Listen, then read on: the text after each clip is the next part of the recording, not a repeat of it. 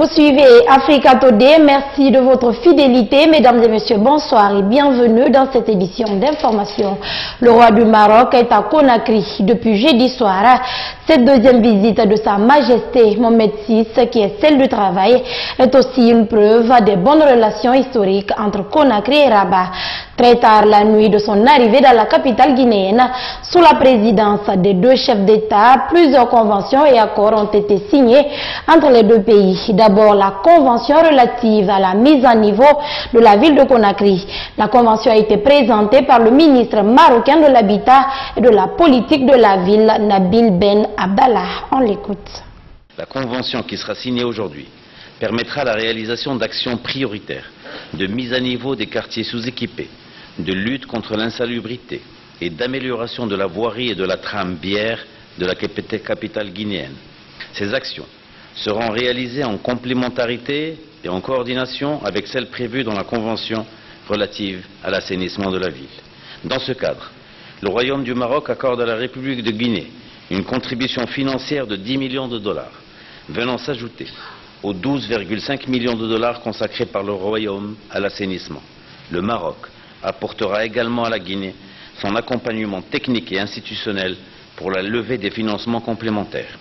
Conformément à la vision et aux orientations de Sa Majesté le Roi, que Dieu l'assiste, le transfert de compétences est également placé au cœur de ce partenariat. Des formations et stages d'immersion professionnelle seront organisés au profit des institutions et cadres guinéens dans les domaines liés à la ville et au développement urbain. Un comité de pilotage aura la charge de suivre et de s'assurer de la mise en œuvre effective des actions et des engagements des parties dans le cadre de ce partenariat que traduit les liens d'amitié et de fraternité qui lient Sa Majesté le Roi Mohamed VI, que Dieu l'assiste, et son Excellence le Président Alpha Condé, ainsi que les deux pays frères. La Guinée, c'est un scandale géologique, mais pour le président Alpha Condé, le pays est aussi un scandale agricole. C'est dans ce sens qu'une convention porte sur les thématiques de l'irrigation et de l'agrégation de la petite agriculture et la pêche maritime. Aziz Aranouch. Le Royaume du Maroc souhaite partager son expérience hydrique avec la Guinée à travers la réalisation d'un projet d'aménagement hydro-agricole d'une superficie de 300 hectares destiné au maraîchage. D'un coût avoisinant 30 millions de dirhams, ce projet sera entièrement financé par le Royaume du Maroc et porte sur une durée prévisionnelle de 18 mois. Sa Majesté le Roi, Excellence, Monsieur le Président, l'agrégation qui représente l'un des fondements du plan Maroc vert est un modèle d'organisation des agriculteurs autour d'acteurs privés à forte capacité managériale. Il constitue un partenariat gagnant-gagnant entre l'amont productif et l'aval commercial et industriel. Grâce à ce modèle, les agriculteurs agrégés sont en mesure d'améliorer leurs revenus, de mieux valoriser leur production à travers l'amélioration de la qualité de leurs produits et l'accès à un marché fiable accompagné avec des moyens de financement plus adaptés. L'agrégation a connu et connaît de véritables succès au Maroc, comme en témoigne l'expérience de la filière laitière. Une coopérative laitière marocaine agrège à elle seule aujourd'hui près de 14 000 éleveurs responsables de près de 15% de la production laitière nationale. Ainsi, fort de son expérience en matière d'agrégation, le Maroc est disposé à en faire bénéficier la Guinée à travers la mise en place de projets d'agrégation à la production de maïs en Guinée. Ce partenariat gagnant-gagnant pour nos deux nations permettra d'une part aux agriculteurs de maïs guinéens d'augmenter leur productivité et leur déboucher d'avoir accès à des financements dédiés. D'autre part aux opérateurs marocains de favoriser les échanges agricoles entre nos deux pays, ceci avec la participation et la facilitation de la Banque populaire maroco-guinéenne. Autre projet qui tient à cœur le président guinéen, c'est de redonner à Conakry son image de perle d'Afrique. Une chose qui nécessite de gros investissements dans le domaine de l'assainissement de la capitale. C'est dans ce sens qu'une convention a aussi été signée entre les deux pays.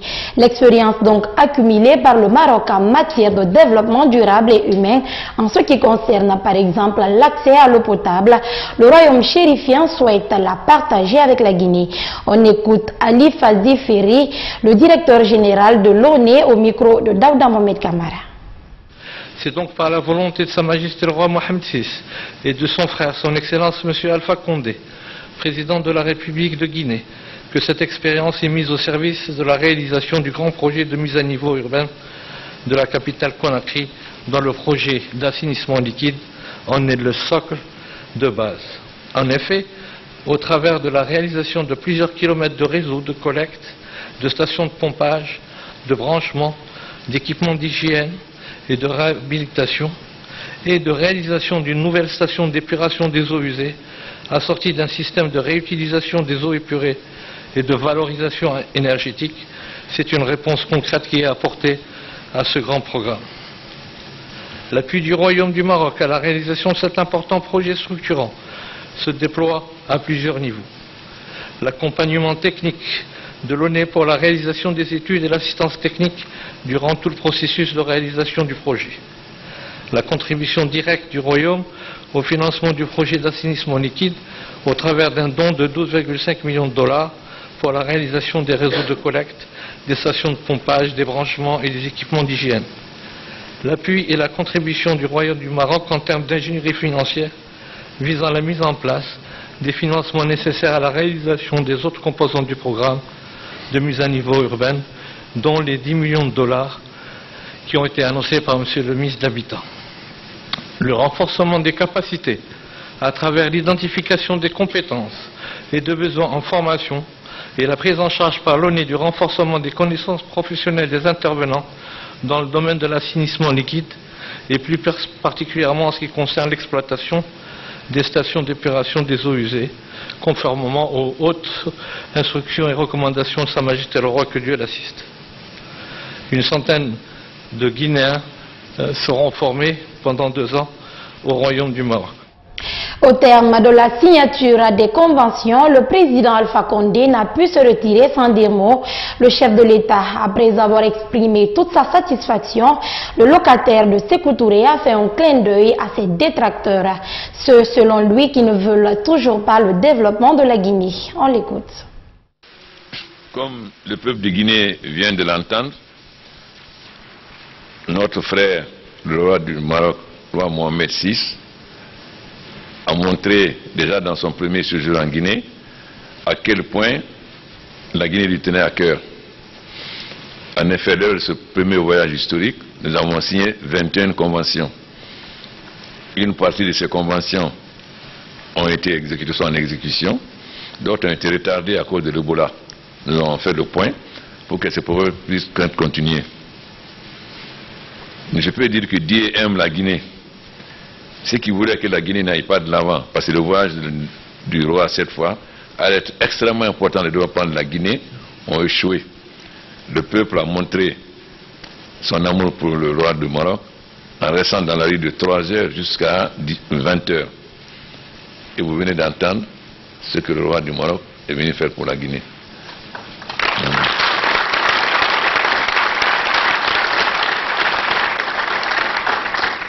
Le peuple de Guinée n'oubliera jamais. Quand je suis venu au pouvoir, la Guinée utilisait à peine 10 000 tonnes d'engrais.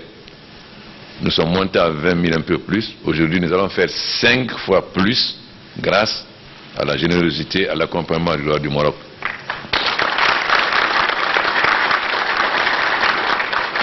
Conakry change, mais on ne voit pas ce changement à cause de l'assainissement et des voiries. Lorsque j'avais un projet de cité verte, le ministre des Affaires étrangères du Maroc m'a dit cela va intéresser le roi. Lorsque le roi m'a appelé, il m'a dit président, votre peuple n'a pas besoin de cité verte à Conakry, ils ont besoin d'assainissement et de voiries urbaines. Et voilà ce qu'il a constaté et voilà qu'il vient de le faire.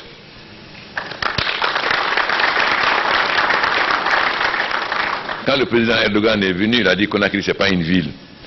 Grâce au roi du Maroc, quand le président Erdogan viendra prochainement, il dira enfin Conakry est une ville. Comment pouvais-je me lever et partir sans remercier le roi et sans montrer au peuple de Guinée à quel point il tient. C'est pourquoi certains voulaient que ce voyage n'ait pas lieu. Ils ont mis des voyous dans la rue, etc., pour que le voyage n'ait pas lieu.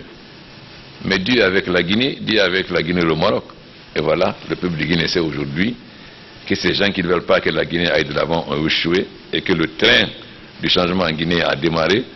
Ceux qui ne monteront pas resteront au bord de la route. Merci. On parle toujours de la visite du roi Mohamed VI qui a visité ce vendredi les installations du point de débarquement de Teminetaï. Objectif, voir le niveau d'exécution des travaux du dit pont financé par sa fondation. Le point avec Aïssata Fofana. Bâti sur une surface de 4000 m², le point de débarquement de Teminetaï est réalisé aujourd'hui selon le point focal du projet à Conakry à 80%. Une infrastructure qui servira de fabrique de glace, mais aussi de vente et de traitement de poissons. Vous avez une fabrique de glace ici au niveau au bout. Vous avez une hall de vente des poissons. Vous avez une chambre froide. Vous avez des installations essentiellement administratives pour aussi des contrôles sanitaires. Ce projet, financé à hauteur de 26 millions de dirhams, soit 3 millions de dollars, est offert à la Guinée par la fondation du roi Mohamed VI pour le développement. C'est pourquoi, lors de cette deuxième journée de travail, Sa Majesté du Royaume chérifien a effectué une visite de terrain pour faire un état des lieux. L'objectif de la mission, c'était de savoir quel est l'état d'avancement et pour voir quels sont nos besoins que nous pouvons lui exprimer pour compléter cette infrastructure. C'est ce que nous avons profité de l'exprimer parce que le projet n'a pas prévu un ponton qui lierait les pirogues à l'infrastructure. Et je viens de lui poser la doléance et il a accepté, il a donné des instructions à son ministre pour essayer de faire les études et d'ajouter ça au projet. Pour les bénéficiaires, cet appui vient à point nommé vu les nombreuses difficultés auxquelles ils sont confrontés. La difficulté que nous avions auparavant, c'était comment exporter le poisson à l'étranger. Mais avec ces points de débarquement de Teminetaï et de Bonfi, nous sommes vraiment satisfaits. Ce point de débarquement, tout comme celui de Bonfi, est le fruit de la coopération de partenariat entre la Guinée et le Royaume du Maroc. Direction l'Assemblée nationale où les travaux de la session extraordinaire ont été bouclés ce vendredi à l'hémicycle par l'adoption à la majorité des députés de la convention de base pour l'exploitation des gisements d'or dans la préfecture de Mandiana. Pour le ministre des Mines, ce projet déjà adopté va générer plus de 500 emplois et va aussi permettre le développement de la population locale. Omar Sow. Les 15 jours de travaux n'auront pas suffi aux élus du peuple pour adopter les 6 textes comme prévu par le calendrier déroulé à l'entame de cette session extraordinaire. Mais finalement, la priorité a été donnée aux 4 textes votés par la majorité des députés. Après l'adoption du nouveau code électoral, le président de l'Assemblée nationale exhorte les députés à œuvrer pour le maintien de la paix au sein de la société, gage d'un développement durable. Le code électoral qui vient d'être adopté n'est certainement pas parfait, mais il nous offre davantage de pouvoir aller maintenant aux élections communales pour tranquilliser le pays afin de rassurer les investisseurs qui désirent venir s'engager en Guinée. Après avoir soumis le projet de ratification de la convention de base pour l'exploitation des gisements d'or dans la préfecture de Mandiana, les députés ont voté à la majorité des voix pour son adoption. Pour les représentants du peuple, le choix de la validation de ce projet minier reste fondé sur la formation et l'employabilité de la population de la dite localité. Ils vont créer 550 emplois et 1% de leur chiffre d'affaires sera octroyé aux populations dans le cadre du développement local. Je pense qu'il faut exiger à toute société minière désormais qu'en s'installant, qu'ils s'installent avec un centre de formation professionnelle. C'est-à-dire pour recruter nos étudiants au niveau des écoles professionnelles ou au niveau universitaire, qui peuvent continuer à être formés au niveau de ces écoles-là pour qu'ils soient qualifiés à travailler dans les usines minières. Pour le ministre des Mines, ce projet revêt d'une importance capitale pour la Guinée. Nous sommes confiants que ce projet permettra d'apporter des bénéfices non seulement à la population de Mandiana, mais à toute la population guinéenne et surtout d'engager, d'améliorer la diversification de notre production nationale à travers une nouvelle ligne En ce qui concerne l'examen de la loi relative au Haut Conseil des collectivités locales et celle du règlement intérieur de l'Assemblée nationale, les députés vont statuer sur ces textes lors de la prochaine session qui sera convoquée au mois d'avril, a conclu le président de l'Assemblée nationale. Les députés dotent la Guinée d'un nouveau code électoral. Le texte a été voté hier à la majorité des 2/3 des parlementaires présents. C'est un document qui tient en compte le point 2 de l'accord politique du 12 octobre dernier. Un point toujours dénoncé par les membres du Front DDC. Ils étaient ce vendredi face à la presse pour dénoncer ce qu'ils qualifient de trahison du peuple. Salom Kondé. Au lendemain de l'adoption du nouveau code électoral, les réactions fusent de partout. Le Front national pour la défense des droits des citoyens qualifie ce vote des parlementaires comme un refus de permettre à la population d'élire ses représentants à la base. Un fait qui n'est pas sans conséquence. Les conflits politiques à la base, dans les ménages, dans les foyers. Parce que les chefs de quartier, ceux qui n'ont pas élu leurs chefs de quartier à la base, diront qu'ils ne sont pas prêts à se soumettre aux exercices, notamment du développement communautaire à la base. Ils ne vont pas le faire. La coordination du Front DDC ne compte pas baisser les bras. Elle entend poursuivre le combat jusqu'à la Cour constitutionnelle pour bloquer la promulgation de cette loi. Nous voulons continuer jusqu'au niveau de la Cour constitutionnelle en portant des recours contre cet acte, mais aussi c'est le lieu pour moi de saluer l'honorable Aboubakar Souma de l'UFDG qui a été hautement responsable en refusant de voter. Mais aussi, il faut saluer l'ensemble des députés de l'UFR qui sont démarqués en quittant la salle. L'application du point 2 de l'accord politique du 12 octobre dernier pourrait bloquer la candidature indépendante et réduire la chance des partis politiques qui sont moins représentés à la base d'obtenir des voix électorales, expliquent certains observateurs. Le Conseil national du patronat guinéen avec ses partenaires internationaux dit être résolument engagé pour la qualification de la main-d'œuvre guinéenne à travers la formation professionnelle. Durant 2 jours, les acteurs du secteur privé guinéen et ceux de la sous-région avec l'appui du Bureau international du travail ont fait un diagnostic du cas guinéen en matière d'emploi et d'employabilité. Une rencontre qui constitue en quelque sorte un nouveau départ pour le patronat guinéen. Le point avec Soari Boubacar. Ces 2 jours de travaux ont permis au CNP Guinée de partir de bon pied et devenir désormais un interlocuteur sérieux et privilégié des politiques publiques. Ce conseil, qui était miné par des querelles intestines, enterre la hache de guerre et s'oriente vers l'instauration d'un bon climat des affaires. Ceci en s'investissant davantage dans la formation des jeunes pour fournir au monde du travail une main-d'œuvre qualifiée répondant à la demande du marché de l'emploi. Une ambition saluée par les employeurs. Nous, si on se dit, on est content, c'est réel. On n'est pas content pour dire seulement non, c'est tel qui a organisé ou bien c'est pas tel qui a organisé. On est content de l'idée, on est content des gens qui sont voulu accompagner la Guinée pour nous montrer par exemple l'avenir de la Guinée. Et l'avantage de la Guinée, c'est quand on a des emplois qualifiés, c'est quand on a des ressources humaines qualifiées.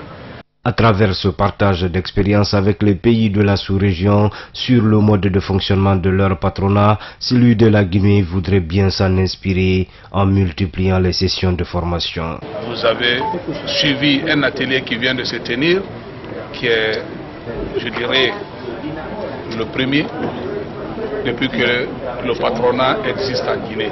Et cette dynamique, nous continuerons parce que nous pensons que c'est les Guinéens qu'il faut sensibiliser au maximum.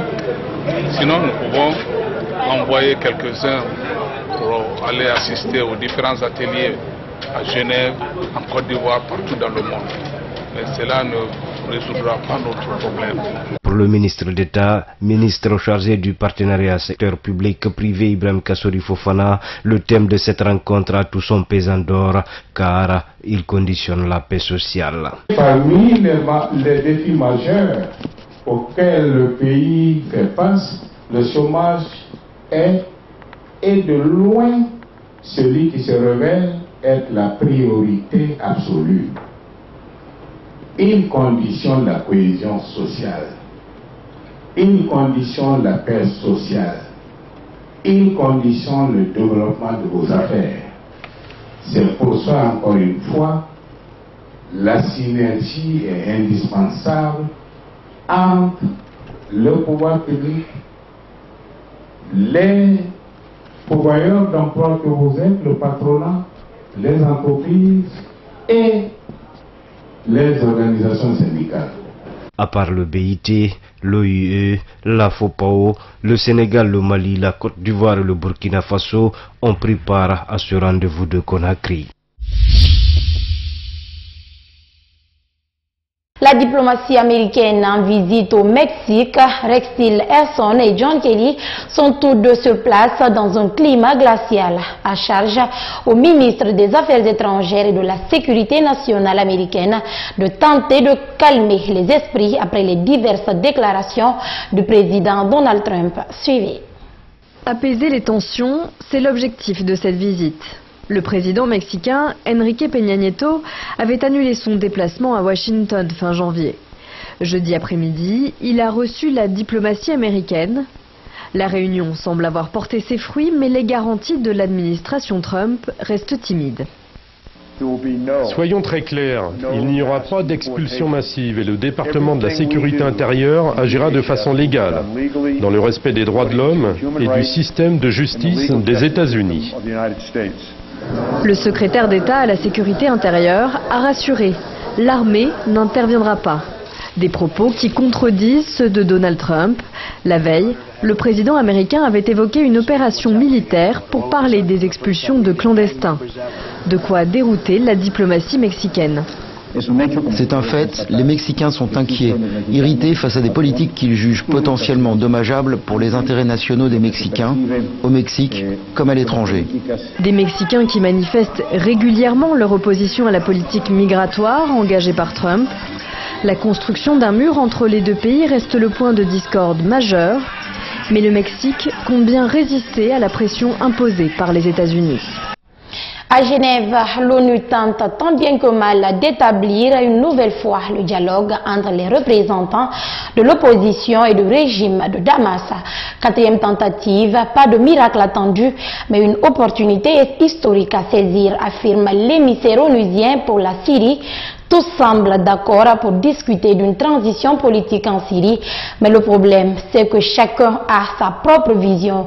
Le fossé entre belligérants est immense et illustré sur le terrain par une guerre sans répit. Regardez. Le massacre continue en Syrie malgré le cessez-le-feu. L'armée de Bachar al-Assad n'arrête pas de tuer sa population, comme dans ce quartier de Damas tenu par les rebelles. Comme souvent, ce sont les enfants qui paient le prix du sang. Pourtant, la Russie avait demandé au régime d'arrêter les bombardements le temps des négociations de Genève. Justement, en Suisse, c'est la quatrième fois que l'on tente de trouver une sortie de secours pour la paix en Syrie, sans grand espoir. L'envoyé de l'ONU, Staffan de Mistura, n'y croit plus vraiment. Il a rencontré des femmes syriennes qui lui ont rappelé leur calvaire. Nous ne devons pas oublier ceux qui sont là-bas, soit détenus, enlevés ou disparus, parce qu'il y a des milliers et des milliers de mères, d'épouses et de filles qui espèrent une amélioration de la situation grâce aux négociations. En perte de vitesse depuis la prise d'Alep-Est par le régime, l'opposition syrienne regroupée dans le haut comité de négociation est en position de grande faiblesse. Sur le terrain, elle ne tiendrait plus que 13% du territoire. Elle aimerait surtout discuter face à face avec les envoyés de Damas. Nous demandons des négociations directes pour gagner du temps, car chaque jour qui passe coûte cher aux Syriens, qui perdent des vies et souffrent de la faim. En vérité, ce qu'il se passe aujourd'hui est un crime qui n'a jamais été vu dans l'histoire de l'humanité. Négociation impossible car l'opposition réclame toujours le départ de Bachar al-Assad. Bien arrivé à son fauteuil, le dictateur syrien, soutenu à bout de bras par les Russes, n'a aucune intention de quitter le pouvoir. Il accepterait au mieux d'éventuelles élections totalement ubuesques au vu de l'état du pays où la moitié de la population a été déplacée et où la guerre continue. La preuve, la ville d'Al-Bab dans la province d'Alep, fief de l'État islamique, est tombée entre les mains de groupes rebelles soutenus par la Turquie après des combats acharnés. Ici aussi, on est très loin de l'esprit de Genève et de négociations de paix. Lorsqu'elle parle de lui, elle le qualifie de tueur en série, sociopathe. Elle, c'est une sénatrice philippine. Lui n'est autre que le président des Philippines, Duterte. Elle lutte contre la sanglante guerre qu'il mène contre la drogue. Cela lui vaut aujourd'hui d'être arrêté. En tout cas, c'est la raison officieuse. Suivez. Les forces de l'ordre, la cohue et l'arrestation au sein même du Sénat où elle officie ne semblent pas atteindre la détermination de Leila de Lima. Ils ne pourront pas me faire taire et me faire renoncer à la cause contre laquelle je me bats, notamment pour faire éclater la vérité sur ces meurtres quotidiens, la pression et la tyrannie du régime Duterte. Sachez que c'est un honneur que d'être arrêté en raison de mon combat. La sénatrice est accusée d'avoir bénéficié de l'argent de la drogue, notamment d'avoir touché près de 100 000 $ des principaux barons lorsqu'elle était ministre de la Justice.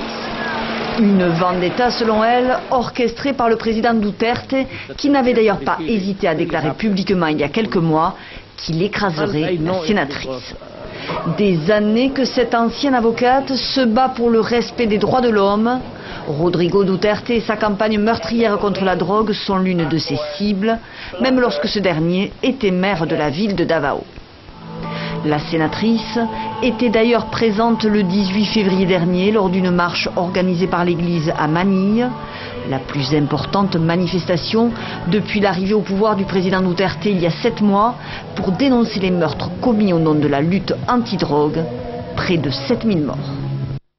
C'est la fin de ce journal. Merci à tous de l'avoir suivi. Excellente suite de programme. Bonne soirée.